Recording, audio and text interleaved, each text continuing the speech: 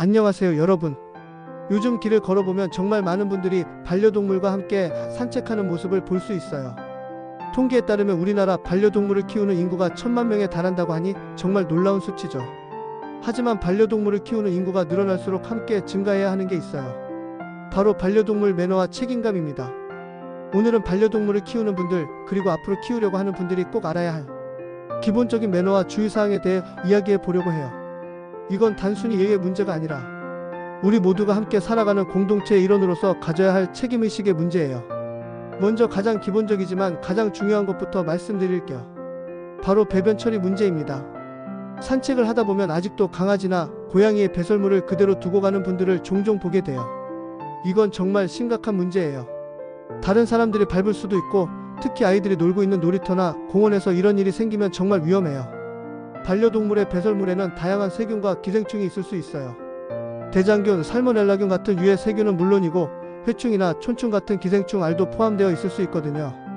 이런 것들이 사람에게 전염되면 심각한 질병을 일으킬 수 있어요. 특히 면역력이 약한 어린이나 노인들에게는 더욱 위험하죠. 그래서 산책할 때는 반드시 배변 봉투를 준비하고 반려동물이 배변을 하면 즉시 치워야 해요. 이건 선택이 아니라 필수예요. 일부 지역에서는 이를 위반하면 과태료까지 부과하고 있어요. 하지만 법적 처벌 때문이 아니라 기본적인 공중도덕과 예의 차원에서 반드시 지켜야 할 일이에요. 두 번째로 중요한 건 목줄 착용과 안전관리예요. 아무리 순하고 착한 반려동물이라도 예상치 못한 상황에서는 어떻게 행동할지 모르거든요. 갑자기 나타난 다른 동물에 놀라거나 큰 소리에 겁을 먹고 뛰어다닐 수도 있어요. 이때 목줄이 없다면 반려동물이 길을 잃거나 교통사고를 당할 위험이 매우 커져요. 또한 다른 사람들 입장에서 생각해 보세요. 동물을 무서워하는 분들도 많이 계세요. 특히 어린아이들은 갑자기 달려오는 강아지를 보면 정말 무서워해요. 아무리 주인이 우리 강아지는 안 물어요, 순해요라고 말해도 모르는 사람 입장에서는 불안할 수밖에 없어요. 목줄은 반려동물의 안전을 지키고 다른 사람들에게 피해를 주지 않기 위한 최소한의 안전장치예요.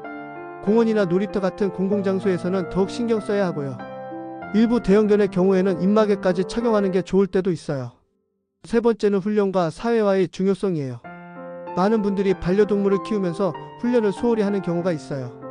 집에서만 키우니까 괜찮다, 작은 강아지니까 문제없을 것이다 라고 생각하시는 분들이 계시는데 이건 정말 잘못된 생각이에요.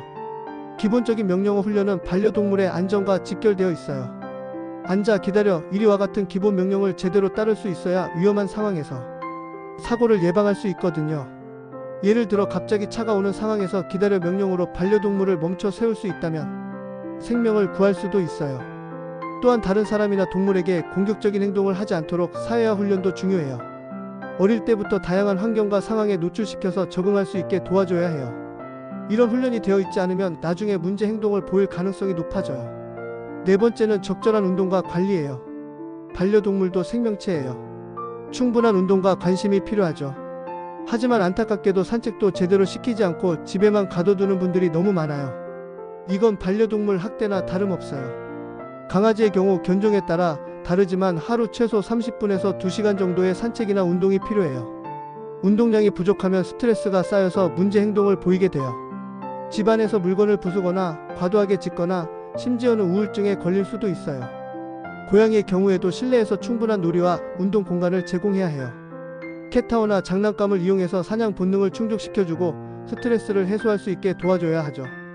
다섯 번째는 소음 관리예요. 아파트나 연립주택 같은 공동주택에서 반려동물을 키우는 경우 소음 문제는 정말 심각한 이웃 간 갈등의 원인이 될 수 있어요. 특히 밤늦게나 이른 아침에 계속 짖는 강아지 소리는 다른 주민들에게 큰 스트레스가 될 수 있어요. 이런 문제를 해결하려면 먼저 반려동물이 왜 짖는지 원인을 파악해야 해요. 불안감 때문인지, 외로움 때문인지, 아니면 밖의 소리에 반응하는 건지 알아보고 그에 맞는 대책을 세워야 하죠. 필요하다면 전문가의 도움을 받아서 행동교정 훈련을 받는 것도 좋은 방법이에요. 여섯 번째는 건강관리와 예방접종이에요. 반려동물을 키운다는 건 그 동물의 평생 건강을 책임진다는 의미예요. 정기적인 건강검진과 예방접종은 필수이고 중성화 수술도 고려해야 해요. 특히 예방접종은 반려동물뿐만 아니라 사람에게도 전염될 수 있는 질병을 예방하는 중요한 방법이에요. 광견병이나 렙토스피라 같은 인수공통감염병은 정말 위험할 수 있거든요. 일곱 번째는 반려동물 동반 시설 이용 매너예요. 요즘 반려동물과 함께 갈 수 있는 카페나 식당, 펜션 등이 늘어나고 있어요. 하지만 이런 곳을 이용할 때도 기본적인 매너를 지켜야 해요. 다른 손님들에게 피해를 주지 않도록 주의하고 시설물을 손상시키지 않도록 관리해야 해요. 특히 음식점에서는 위생 문제가 중요하니까 더욱 신경 써야 하죠. 반려동물이 다른 손님의 음식에 관심을 보이거나 방해하지 않도록 통제할 수 있어야 해요. 마지막으로 가장 중요한 건 책임감이에요. 반려동물을 키운다는 건 단순히 귀엽고 예뻐서 기르는 게 아니라 한 생명을 평생 책임진다는 의미예요.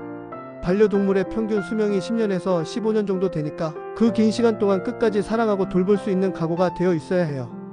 하지만 안타깝게도 충동적으로 반려동물을 입양했다가 나중에 키우기 어렵다고 버리는 사람들이 너무 많아요. 이건 정말 무책임한 행동이에요. 유기동물이 늘어나는 가장 큰 원인이기도 하고요. 반려동물을 키우기 전에는 충분히 고민해보세요. 경제적 여유가 있는지, 시간적 여유가 있는지, 가족 모두가 동의하는지, 주거 환경은 적절한지 등을 꼼꼼히 체크해보고 결정하시길 바라요. 오늘 말씀드린 내용들은 모두 기본적인 것들이에요. 특별히 어려운 것도 아니고 돈이 많이 드는 것도 아니에요. 그냥 상식적인 선에서 지켜야 할 최소한의 매너와 책임감이죠. 반려동물과 함께하는 문화가 더욱 성숙해지려면 우리 모두의 노력이 필요해요. 반려동물을 키우는 분들이 기본적인 매너를 지키고 반려동물을 키우지 않는 분들도 서로를 이해하고 배려하는 마음을 가져야 해요.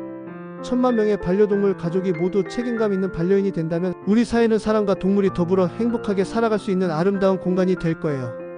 오늘 이 영상이 그런 변화의 작은 시작이 되었으면 좋겠습니다. 이 영상이 좋으셨다면 구독과 좋아요 부탁드립니다. 감사합니다.